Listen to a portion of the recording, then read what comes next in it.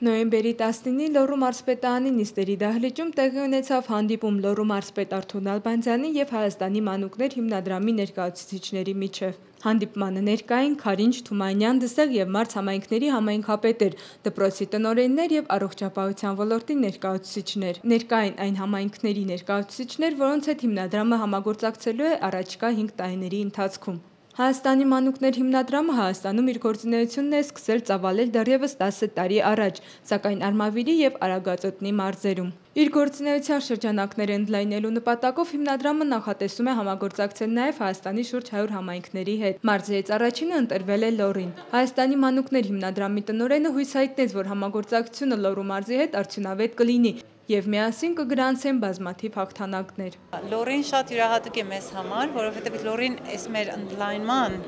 ռազմավարության մեջ առաջին մարզն է, ուր եկանք։ Եվ ինչու հատուկ հենց եկանք Լոռի, որովհետև մեզ շատ գրավեց ձեր մարզի համագործակցությունը,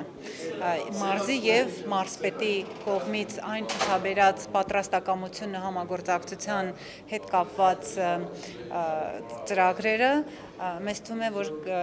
լավ սկիզբ կդնեն ՔՈԱՖ-ի համար այս մեծ ընդլայնման ծրագրի համար։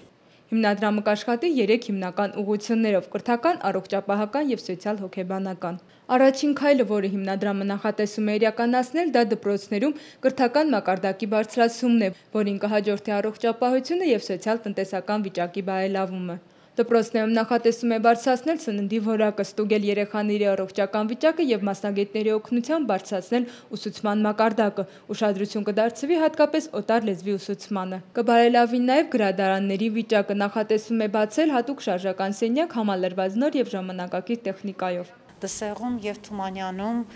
որոշումը կայացնելուց հետո և առաջի քայլերը անելու հետ մեկտեղ միանգամից սկսեցինք աշխատել